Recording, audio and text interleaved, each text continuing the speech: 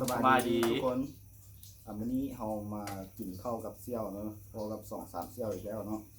เมนูเขาไม่ยังเสี่ยวมีมื้อนี้เนาะกินข้าวแรงเด้อพี่น้องเด้ออาหารเฮามีลาบหมูบ่ นี่แหละลาบหมู กับผักแก้มก็มีหมูแตงน้อย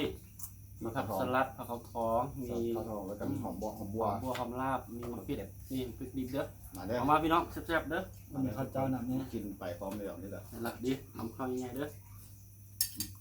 เราบองเลยเนี่ยเบิ่งมือมีโอกาสดีๆจังเผ็ดอยู่นะกินแซ่บ ครับเด้อ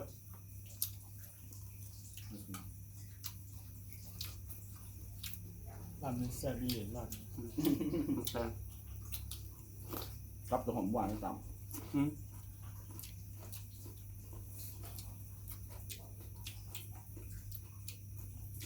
ฝากซ่องเลยเด้อทุกคน ต้องอะไรกันครับต้องเชี่ยว ของเสี่ยว ไปดิบใส่กะปิ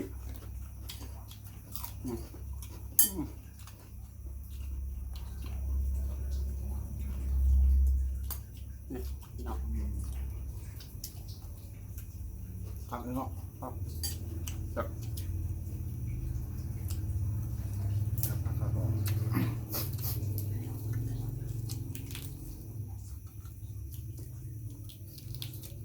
เดี๋ยวเรานี่จะกินเท่านึง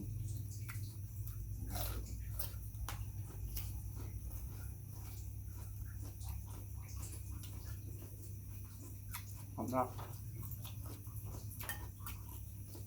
หอมลาบนี่ภาษามงกับหอมลาบอ่ะ มันบอกแล้วเขาจะเรียกว่าปูหู อ๋อ ปูหู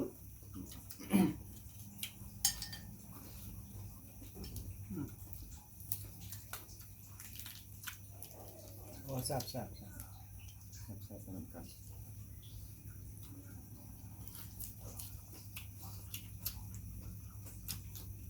ทำกับพริกครับ ครับ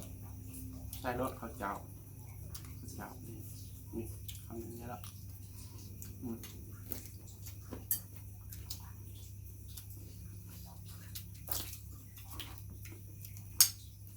ฝากติดตามช่องนี้ด้วยทุกคนเป็นกำลังใจกดไลค์กดแชร์ตอบสไครต์กดกระดิ่ง กุกรี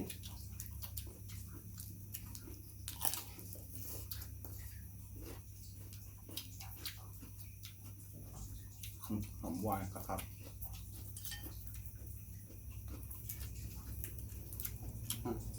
แล้วกินด้วยปากเลยแซ่บเนาะ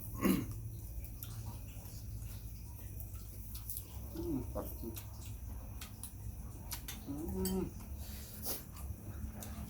ขาดดีกว่า ครับ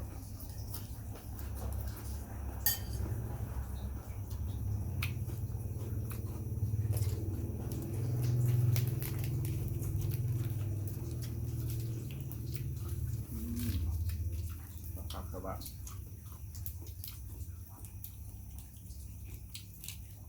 กินหลายคนแซ่บ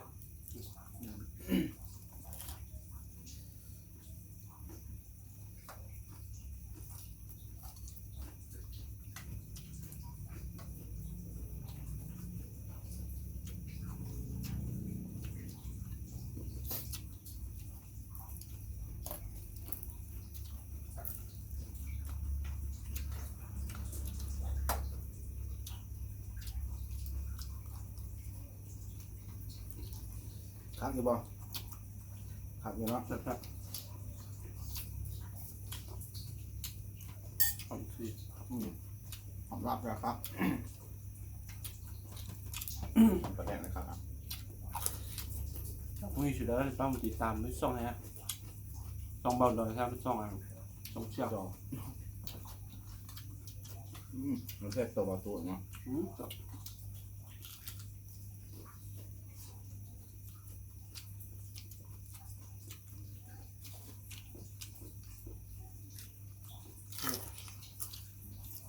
แซ่บครับนี่แหละแซ่บ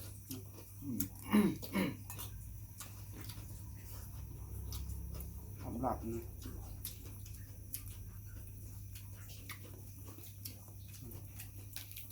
จะได้มั่นมาอย่างดูๆเลยได้กินแซ่บๆเลย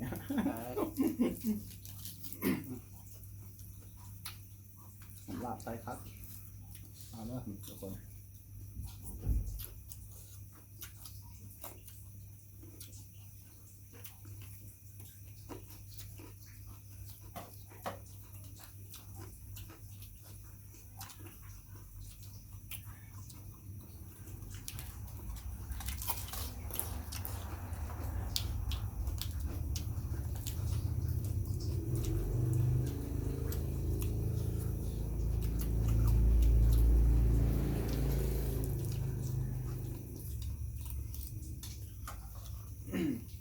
แซ่บๆเหมือนกันเด้อทุกคนกินข้าวแรงเหมือนกัน มันก็ร้อนม้อยหมดแล้วครับ ข้าวหอมไหม อ๋อเนี่ย ข้าวหอมลาบไส้ครับ อันนี้ใช้รสจำเดียวนะครับ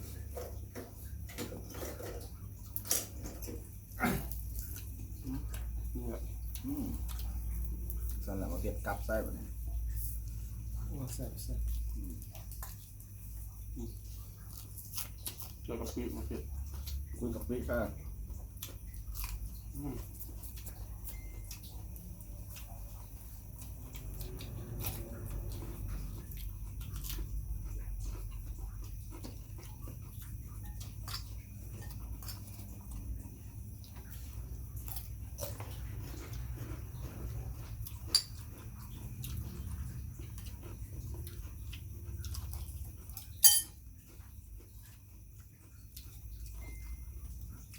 หมู่บ้านเนาะไปกินข้าวปลาเนาะครับเนาะ ใช้เบสมองนะ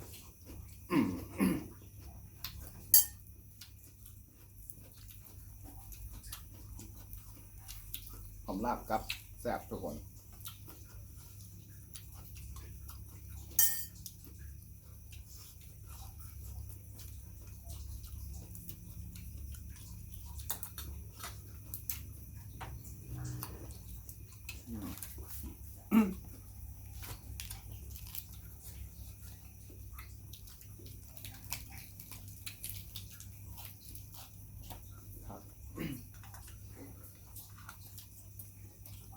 ต้องการเผ็ดจากกลับเอาเด้อ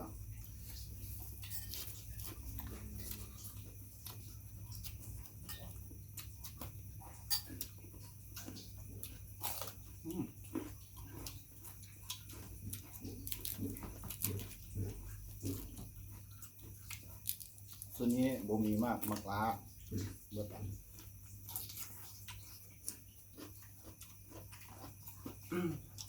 คือตลาดบุมีมา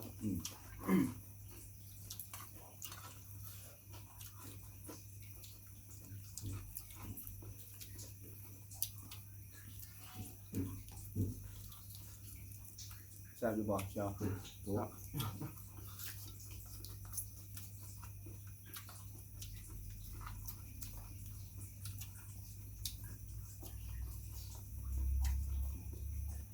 เป็นครับ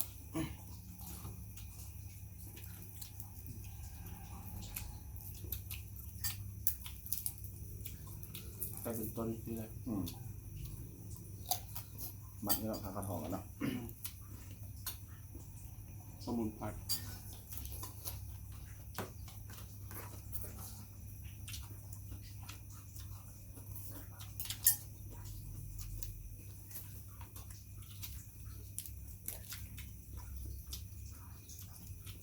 จะจำกันเด้อทุกคน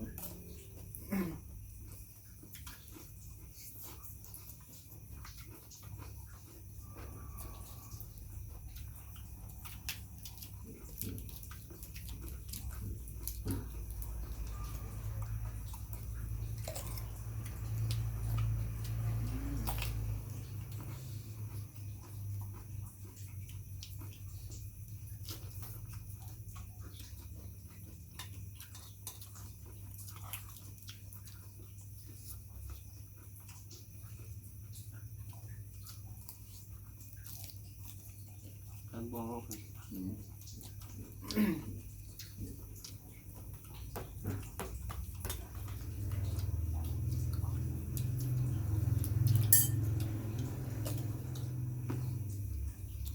ากไลค์ฝากติดตามเราตู้ เนี่ย เป็นกำลังใจให้บ้านดอยแดง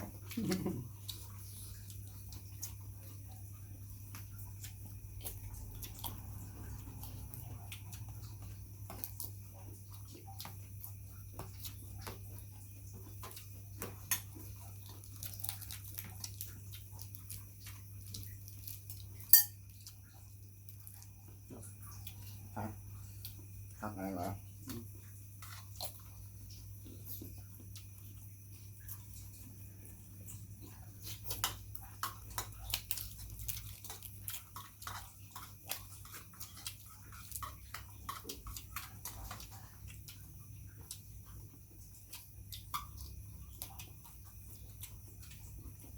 เมื่อจะมากเรามาเผ็ดอ่ะตู้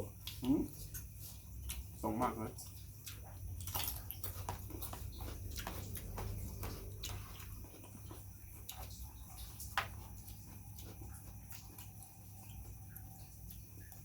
เลิศ เขาแล้วนะอืม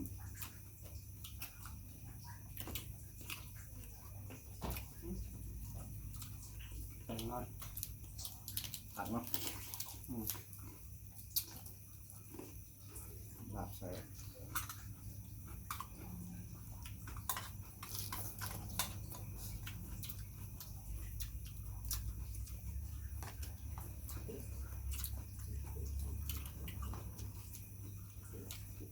สำหรับ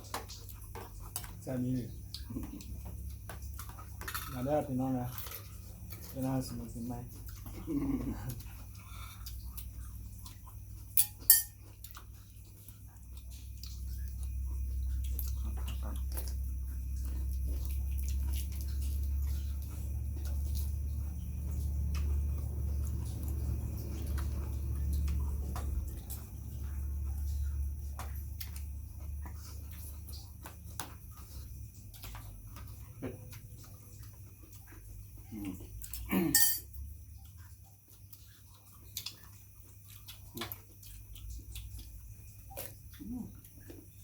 คัก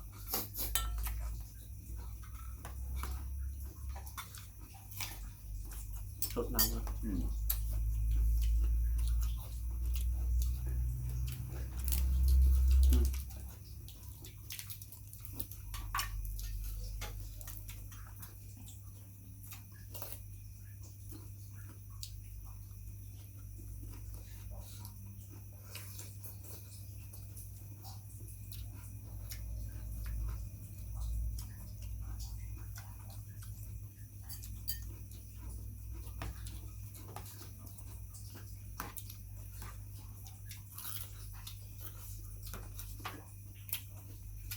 รุ่นดอนกินแค่นึงเนาะ มีอะไรเจอกันใช่ไหมเรียบร้อยพี่น้องอาหารแรงมากครับพอดีเนาะพอดีแซ่บ พอดีแซ่บพอดีอิ่ม มีเพื่อนพี่เพื่อนน้อง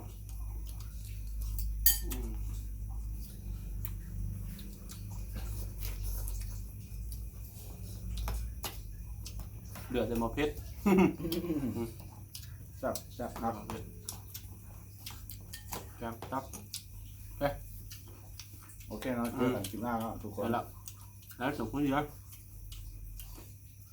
มันจะปล่อยจะบักไลค์กดแชร์กดติดตามด้วยครับตับไปนะ กดไลค์กดแชร์เนาะ โอเค ติดตามช่องหน่อยเด้อ นั่นแหละบ๊ายบาย บ๊ายบาย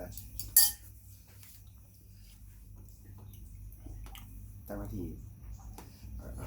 14